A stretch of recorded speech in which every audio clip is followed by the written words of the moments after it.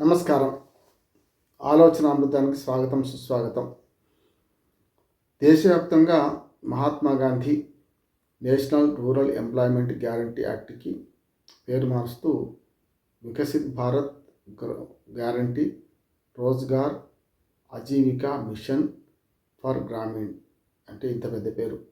సంస్కృతము తెలుగు కలిపి దుష్ట సమాసాలు సమీకరించి ఒక కొత్త పేరు పెట్టారు. మహాత్మా గాంధీ పేరు తీసేశారు ఇందులో అని చెప్పి పెద్ద ఎత్తున కాంగ్రెస్ పార్టీ పార్లమెంట్ నుంచి మొదలుకొని పల్లెల దాకా పెద్ద ఉద్యమం చేస్తున్నది. ఈ దేశంలో బీజేపీ కూడా దానికి వ్యతిరేకిస్తూ గాంధీ గారు హే రామ్ అనుకుంటే చనిపోయారు, రాముడి పేరు పెడితే మీకు నష్టమైంది ఈ పథకం పేరు, నా ఉద్దేశం ఏంటంటే గ్రామాల్లో ఈ పథకం కొనసాగాలని చూస్తున్నాం అని బీజేపీ అంటుంది. కాదు మీరు గత 12 ఏళ్ళుగా అంటే 2014 నుంచి ఇప్పుడు 11 ఏళ్ళు దాటి 12 సంవత్సరాలుగా మీరు 11 ఏళ్ళుగా మీరు గ్రామీణ ఏదైతే రోజ్గార్ యోజనను ఏదైతే మహాత్మా గాంధీ పేరు మీద ఉందో దీన్ని నిర్వీర్యం చేసే ప్రయత్నం చేస్తున్నారు. సమస్య లేదు, నిధులు తగ్గించారు, దాని యొక్క ప్రాసెస్ తగ్గించారు, ఇప్పుడు పేరే మార్చేశారు.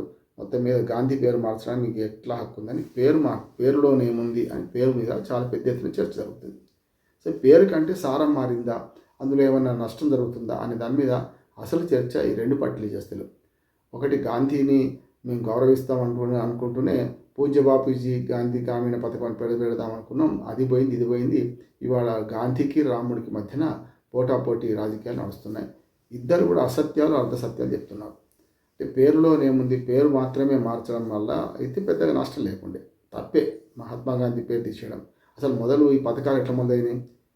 నెహ్రూ అప్పటి నుంచి గ్రామీణ అభివృద్ధికి అనేక రకమైన పథకాలు వచ్చినాయి. అంటే నేషనల్ ఎంప్లాయ్మెంట్ ప్రోగ్రామ్ అని, నేషనల్ రూరల్ ఎంప్లాయ్మెంట్ ప్రోగ్రామ్ అని, ఎన్ఆర్ఈపి, ఆర్ఎల్ఈజీపీ రకరకాలుగా పేర్లు పెట్టి ఇదివరకు నడిచింది. ఎప్పుడైతే 2005లో భారతదేశంలో ముఖ్యంగా కమ్యూనిస్ట్ పార్టీతో యూపీఏ 1 గవర్నమెంట్లో పొత్తు ఉన్న సందర్భంగా యూపీఏ 1 గవర్నమెంట్లో ఈ కాంగ్రెస్ పార్టీ అద్భుతమైన ఒక 3 చట్టాలు తీసుకొచ్చింది. ఆ 3 చట్టాలు ఏమిటంటే, ఒకటి ఇది గ్రామీణ ఉపాధి హామీ పథకం. అప్పుడు మహాత్మా గాంధీ పేరు లేదు, national rural employment guarantee act మాత్రమే తీసుకొచ్చింది.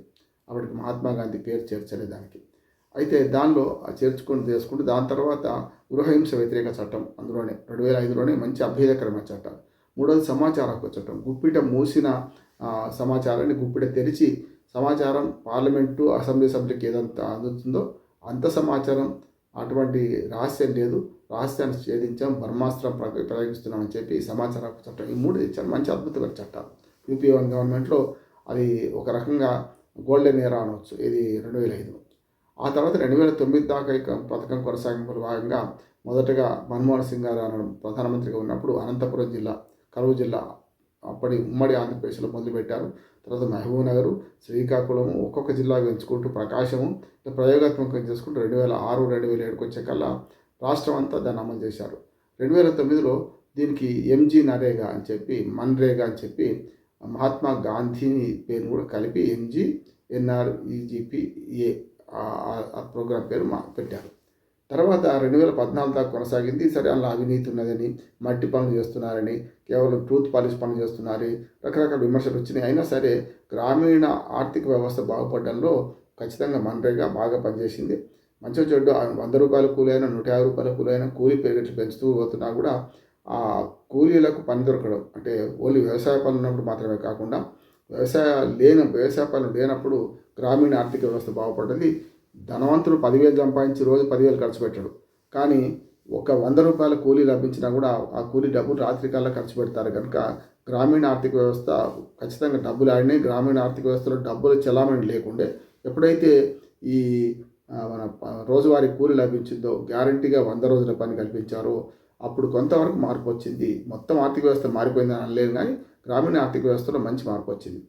ఇప్పుడు ఆ జరుగుతున్న పథకంలో అవకతవకలు వీటన్ని తొలగించాల్సిన అవసరం ఉంది, కాదంటలేదు నేను. కానీ గతంలో కంటే ఈ 11 ఏళ్ళుగా అంటే యూపీఏ గవర్నమెంట్ 1-2 పోయిన తర్వాత మనకు కేంద్రంలో బీజేపీ ప్రభుత్వం ఏర్పడిన తర్వాత గత 11 ఏళ్ళుగా మా ప్రధానమంత్రి మోడీ గారు వచ్చిన తర్వాత ఇది కేవలం మట్టి ఎత్తే పని, అంటే మట్టి పని తప్ప ఇంకా లేవున్నది, సమస్య లేదు, గుంతలు పూడ్చడం గుంతలు తీయడం అంతే తప్ప ఇంకోటి ఏం లేదని చెప్పి ఎద్దేవా చేశారు. అదే రకంగా మీరు గత 11 ఏళ్ళుగా ఈ పథకాన్ని నిర్వీర్యం చేస్తూ చివరికి మహాత్మా గాంధీ పేరును తీసే సాహసం చేశారు. దుర్మార్గం అని చెప్పి పేరులో గురించి మాట్లాడుతున్నారు. నేనేమంటానంటే పేరు తీసేయడం తప్పే. నా ఉద్దేశం ఏంటంటే ఒక ఒరవడి కొనసాగుతున్నప్పుడు దీనిలో పేరు కంటే సారం మార్చాలి కదా. నిజంగానే అవినీతి జరిగిందనుకోండి, పారదర్శకత పెంచాలి. ఆశ్రిత పక్షపాతం ఉందనుకోండి, దాన్ని సరళించే ప్రయత్నం చేయాలి. జవాబుదారితనం మనకు పారదర్శకత పెంచితే పథకంలో లోపాలు పోతాయి కదా. అట్లాగే గత 11 ఏళ్ళుగా అంత ఉమ్మడి ఆంధ్రప్రదేశ్లో అయితే తెలంగాణ 9,000 కోట్లకు పైగా ఒక ఆంధ్రప్రదేశ్ మొత్తం ఉమ్మడి ఆంధ్రప్రదేశ్ ఆనాడు పనులు చేయించింది. చాలా పనులు చేశారు. నేను ఉదాహరణకు పాలకొండ, కార్వేటి నగరం, అనంతపురం, కదిరి, అక్కడి నుంచి పోతే ఆదిలాబాద్లో కూడా మంచిర్యాల ప్రాంతాల్లో మొత్తం మీద ఈ 4 ప్రాంతాలు 4 దిక్కులో కాదు, మొత్తం రాష్ట్రం అంతా ఈ మేడ్స్ ఏం చేస్తున్నారు, క్షేత్రస్థాయి సహాయకులు ఏం చేస్తున్నారు, ఫీల్డ్ అసిస్టెంట్స్, వీటన్నింటిని చూసాం మనం. గతంలో అద్భుతమైన పనులు జరిగినాయి. మట్టి రోడ్లు వచ్చినాయి, కొత్త రోడ్లు వచ్చినాయి. అట్లాగే నీళ్ళు భూగర్భ జలాలు పెరిగినాయి, కందకాలు తీయడం, దాంతోపాటు అనంతపురం లాంటి చోట్ల రాళ్ళేరే పని, చాలా చెరువులు బాగుపడ్డాయి.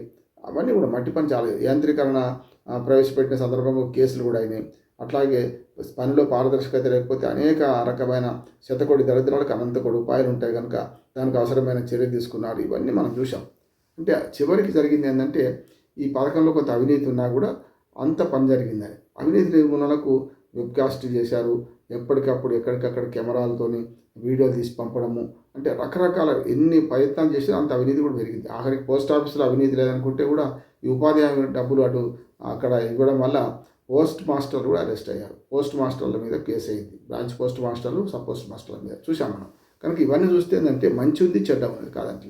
ఇప్పుడు పేరు మార్చి ఈ పథకాన్ని నిర్వీర్యం చేస్తున్నారని చెప్పి కాంగ్రెస్ పార్టీ అంటుంది. కానీ పేరు మార్చి మీద ఉన్నంత శ్రద్ధ నిర్వీర్యం మీద లేదు అంటున్నారు. అంటే సెంటిమెంట్ వాడుకుంటున్నారు. ఇటు రాముని సెంటిమెంట్ బీజేపీ వాడుకుంటుంటే గాంధీ సెంటిమెంట్ ఏమో కాంగ్రెస్ పార్టీ వాడుకుంటుంది. ఇలా 3 మార్పులు జరిగినాయి అంటున్నారు. ఒకటి, మొన్నటిదాకా 90-10 అంటే మెటీరియల్ కాంపోనెంట్ 10%, 90% శ్రమకు ఉండే. అది మెల్లమెల్లగా పెంచుతూ వచ్చారు. 20 చేశారు, 30 చేశారు. ఇప్పుడేమో 60-40 మెటీరియల్ కాంపోనెంట్ 60-40, మన వర్క్ కాంపోనెంట్ ఏమో 60 అని పెట్టారు. కానీ ఇప్పుడు ఏమైందంటే మొన్నటిదాకా కేంద్ర ప్రభుత్వం మొత్తం నిధులు ఖర్చు పెట్టే బదులు మెల్లమెల్లగా తప్పించుకుంటూ 10% మెటీరియల్ మీరు ఇప్పించాలని చెప్పి గతంలో కాంగ్రెస్ పార్టీ ఉన్నప్పుడు, తర్వాత బీజేపీ వచ్చినాక కూడా కొంత మార్పులు చేశారు. ఇప్పుడేమో 40% మొత్తం మెటీరియల్ అంతా కూడా మీరు రాష్ట్ర ప్రభుత్వం పెట్టుకోవాలి, మేము కూలీల డబ్బు మేము ఇస్తామని చెప్పి పెద్ద ఎత్తున ఈ పథకంలో మార్పు తెచ్చారు. దీని గురించి ఎవరు అడుగుతలేరు.